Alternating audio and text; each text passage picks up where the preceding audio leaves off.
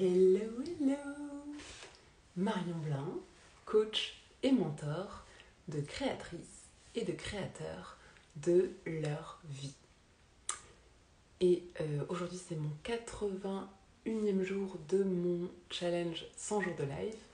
Et aujourd'hui, j'ai un an. Mais non, je n'ai pas un an. Aujourd'hui, c'est les 1 an de notre petit garçon, Raphaël. Et donc, voilà, j'ai vécu la journée d'anniversaire de mon petit garçon à ma façon. Et donc, ce que je viens partager ce soir, c'est que j'observe que c'est pas forcément une façon conventionnelle. Et donc, voilà, je viens partager un petit peu comment, pour moi, je voyais cette journée. En fait, ce que je voyais déjà, c'était que moi, en fait, voilà, j'offre pas à mon petit garçon un joli décor, parce que déjà, on est là dans une maison pleine de cartons, on vend tous nos jolis meubles, il ne reste plus grand-chose, on campe.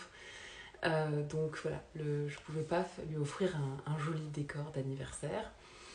J'ai pas non plus fait une grande fête parce qu'encore une fois, on n'a même plus assez de couverts en fait, donc je ne peux recevoir personne. C'est le bordélus. On n'a pas le temps du tout de recevoir, en fait, de préparer des choses pour recevoir.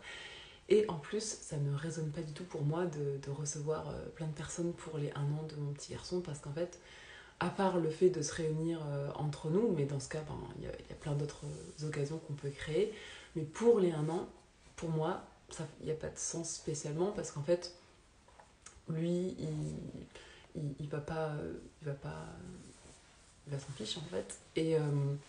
Et donc, si jamais si j'habitais près de ma famille, ça aurait pu être une occasion, un prétexte pour se réunir.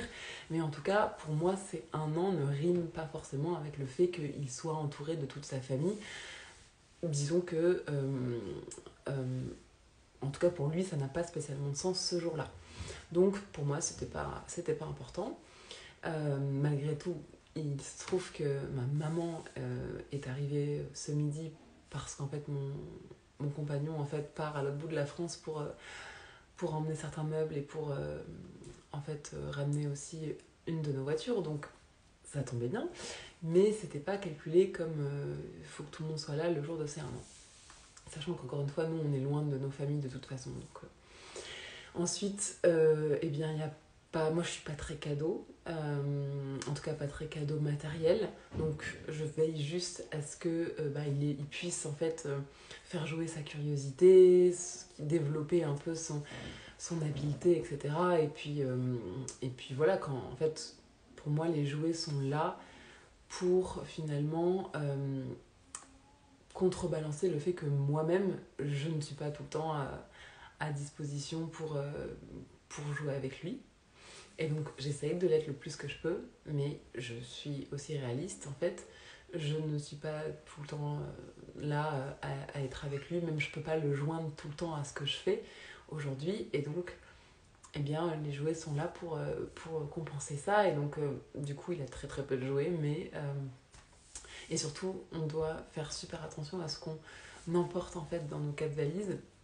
Et donc là, ce qu'on a fait, c'est qu'on a pris on lui a pris quelques petits jouets, des petits aimants, des petites choses qu'il aime bien, et qu'on sait qu'on pourra emporter dans la valise. Mais du coup, il y avait très peu de choses. Par contre, on a bien emballé ça pour que on savait très bien que le cadeau, il s'en ficherait et que il jouerait avec les emballages. Donc voilà, on a pris que des petits cadeaux où on sait il va forcément y jouer, manipuler, parce qu'on l'observe et on voit que c'est ce qu'il aime.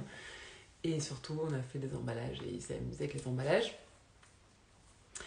Emballage très moche, soit dit en passant, car je déteste faire des paquets cadeaux et surtout, ça ressemble jamais à rien. Donc, c'était très moche, mais ça a fait le job.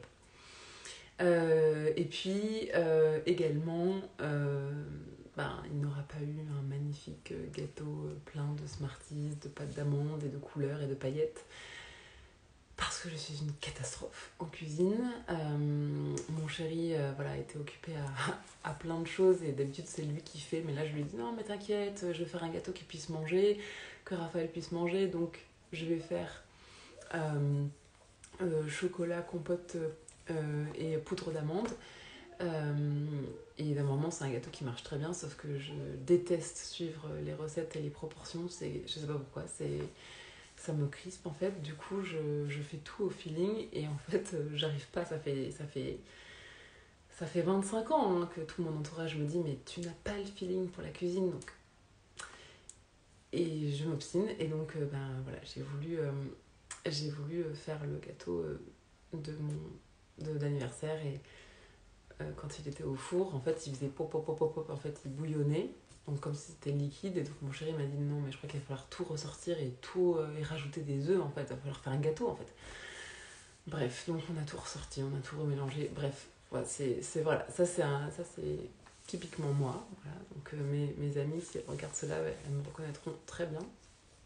Bref, donc le gâteau ressemblait à rien, en revanche il était très bon, mais on l'a fait goûter à Raphaël qui l'a vomi, donc voilà, donc c'était pas du tout voilà, le moment instagrammable avec la déco trop belle et le petit garçon qui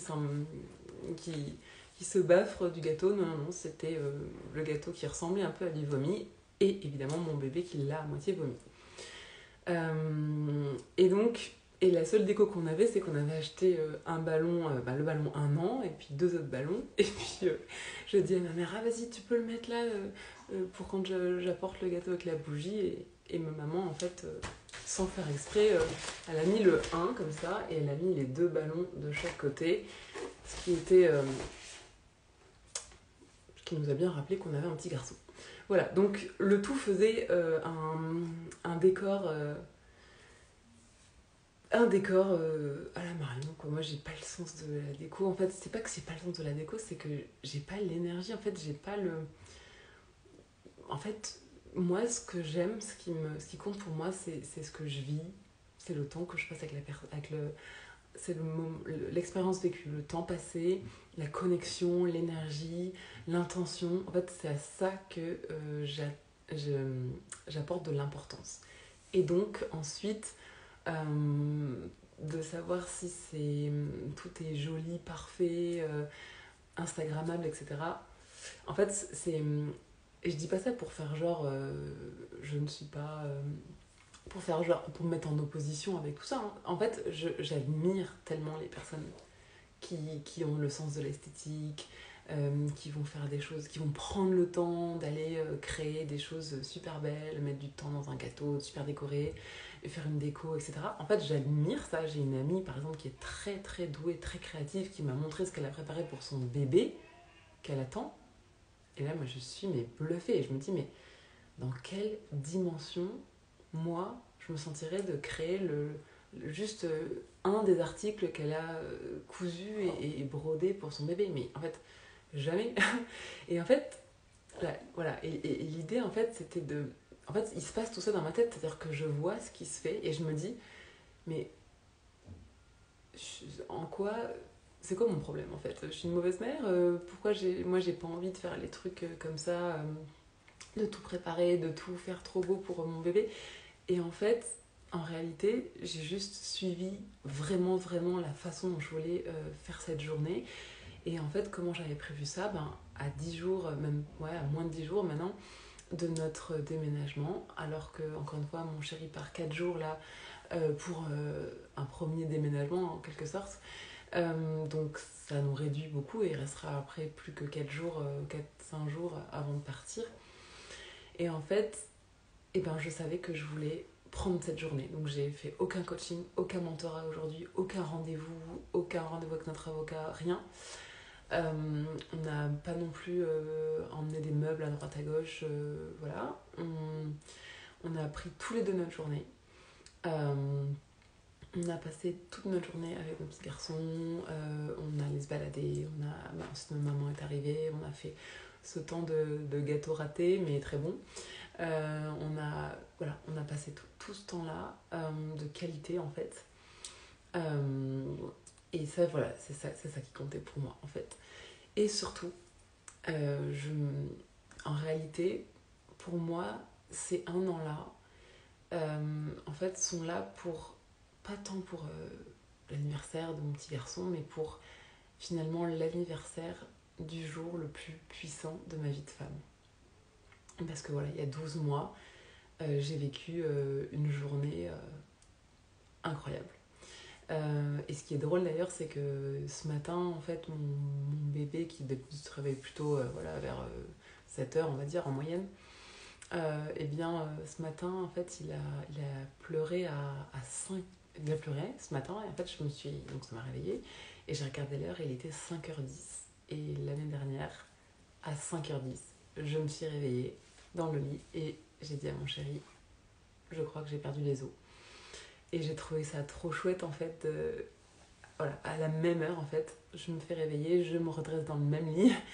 Ah non, c'est plus le même lit d'ailleurs, parce on l'avait vendu la veille, donc on est dans un lit bien pourri maintenant. Mais en tout cas, je me réveille, je me lève, je me redresse dans mon lit et en fait, je regarde l'heure et c'était la même heure. Et donc ma journée en fait de célébration de cette journée il y a 12 mois, eh bien, elle a commencé à la même heure. Et ensuite, je me suis reconnectée à cette énergie-là quand je suis partie dans mon voyage en fait pour accueillir mon enfant. Et donc de tous les stades en fait au début, voilà, petit à petit en fait commencer à me lâcher voilà, dans cet accueil-là, et puis ensuite voir monter l'intensité. Et ensuite, moi, j'ai eu un cocktail hormonal incroyable. Donc, en fait, voilà. Et après, je me rappelle de chaque phase, je me rappelle encore des sensations dans le corps. Je me rappelle de mes pensées, en fait. Et voilà, je pense qu'un jour, je prendrai le temps de raconter vraiment cette journée parce que pour moi, en fait, ça devrait être en fait, la norme quand quelqu'un, en fait, comment dire, quand quelqu'un se prépare 9 mois pour faire un Ironman au cercle polaire, en fait, quand il revient, en fait, tout le monde en parle. Tout le monde en parle, tout le monde demande, tout le monde est suspendu à waouh, qu'est-ce qui s'est passé, etc. Et en fait, tous les jours, en fait, des femmes euh, vivent cette intensité incroyable dans leur corps, quelle que soit finalement la façon dont elles donnent la vie. Et c'est tabou. Personne n'en parle. Et donc, voilà, moi j'ai aucun problème à en parler, au contraire. Je pense qu'un jour je dédierai un contenu là-dessus, mais en tout cas, voilà, aujourd'hui j'avais envie de me reconnecter à cette énergie-là, de célébrer ça. Et, euh, et donc c'est chose faite. Et je vois à quel point en fait,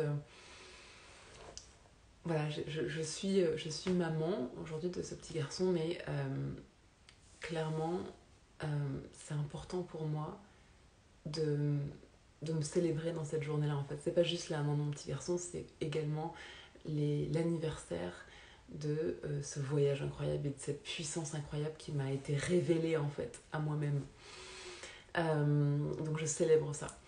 Et puis également, une autre remarque que je me suis faite, qui est que voilà, beaucoup de personnes me disent oh là là, déjà, non, ça passe trop vite, t'as vu ça, en fait, on voudrait tellement figer le temps, ça, tu verras, et puis ça passe de plus en plus vite, etc.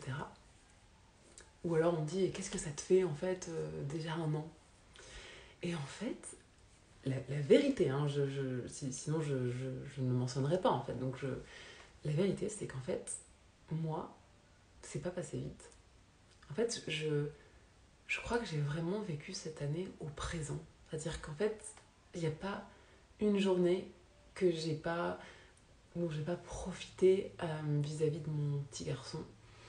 Ce que je disais à des futurs parents, c'est que un truc qui me semblait mais complètement, complètement dingue, complètement horrible, c'était le fait de devoir changer son bébé plusieurs fois par jour. J'étais là, mais c'est la corvée la plus incroyable de l'univers, quoi, de se dire que tous les jours, plusieurs fois par jour, on doit changer. En plus, c'est pas agréable, ça sent pas bon. Et du coup, il faut se lever, il faut porter, ça fait mal au dos des fois.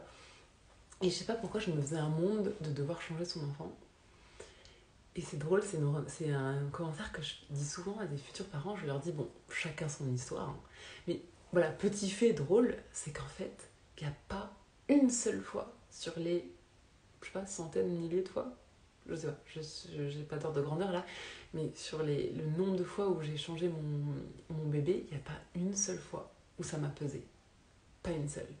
Et c'est ça que j'avais pas réalisé avant d'être mère, c'est qu'en fait, ces moments de corvée, quand en fait on n'a pas encore de développé d'espace émotionnel pour son enfant, qui n'existe pas, on peut pas concevoir qu'en fait chaque moment est un moment de communion, est un moment de synchronisation. Et donc je veux pas du tout dire que ça se passe pareil pour tout le monde. Voilà, il y a sûrement des parents pour lesquels c'est pas le meilleur moment.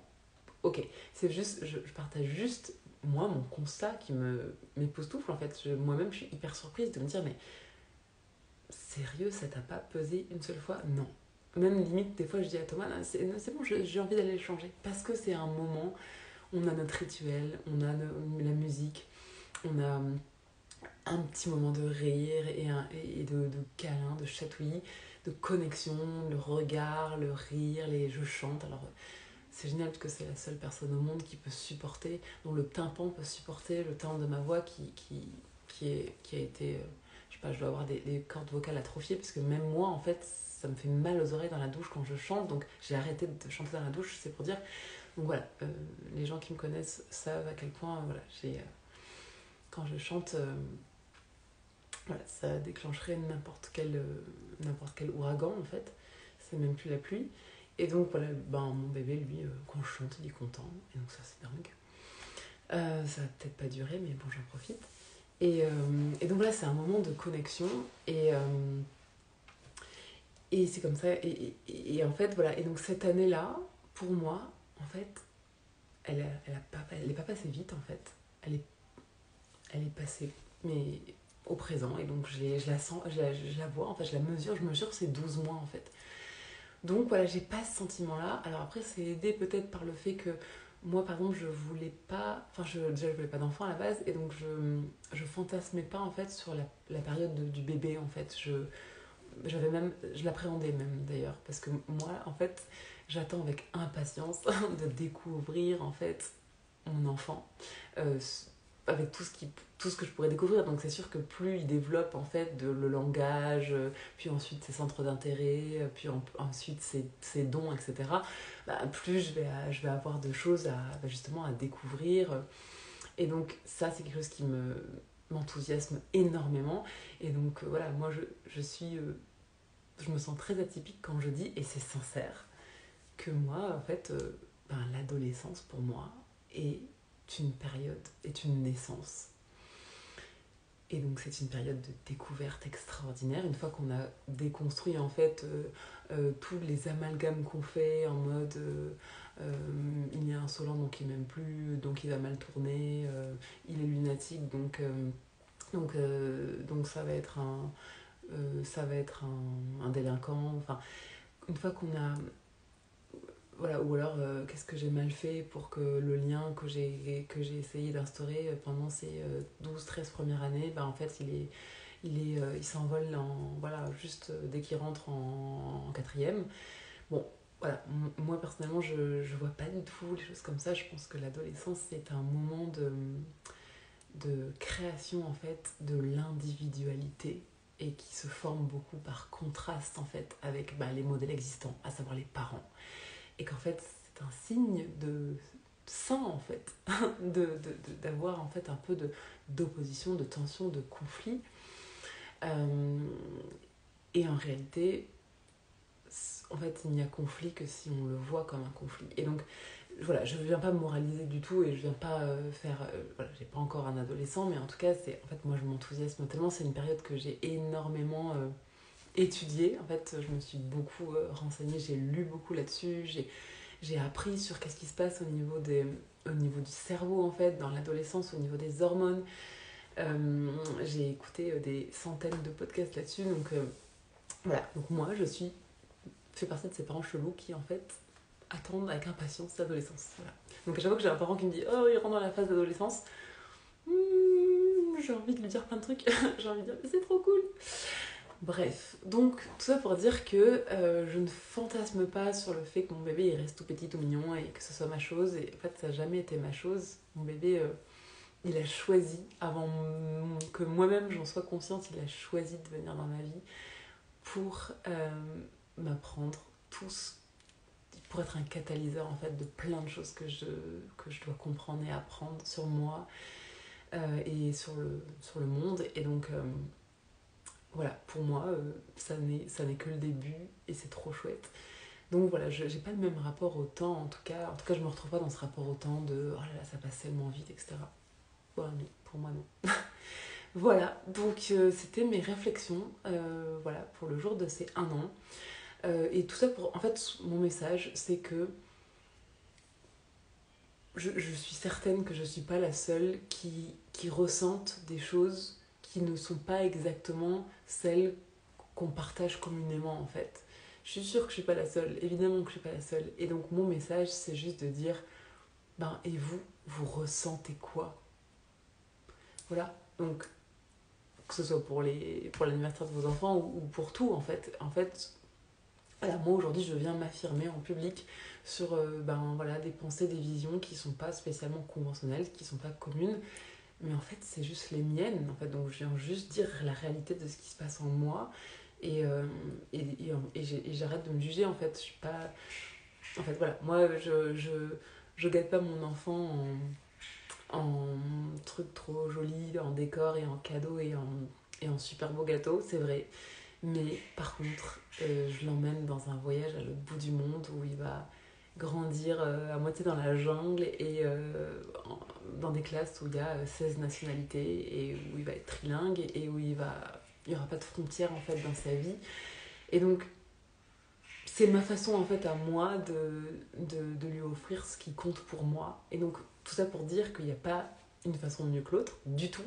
C'est juste que voilà, moi quand moi-même mon esprit a tendance à se dire oh, pourquoi moi je suis incapable de lui tricoter un truc, de lui faire un tableau pour sa chambre, de lui décorer sa chambre, etc. Pourquoi moi ça me barbe et je m'en fous. Je le dis, je m'en fous. Pourquoi en fait j'ai un problème, je l'aime pas assez. Mais en fait, moi je l'aime infiniment. Et j'ai tellement d'idées, j'ai tellement envie de partager de choses avec lui, c'est juste que j'ai pas envie de partager ces choses-là. Et c'est ok en fait. Voilà, moi mon message c'est que qu'est-ce qui se passe en vous? Et c'est ça qui importe. Et c'est forcément valide puisque ça se passe en vous. Voilà, donc c'était ça mon message. Sur ce, eh bien, je vais finir ma journée avec mon petit bébé, ma maman. Et je vous souhaite une très belle soirée. À demain!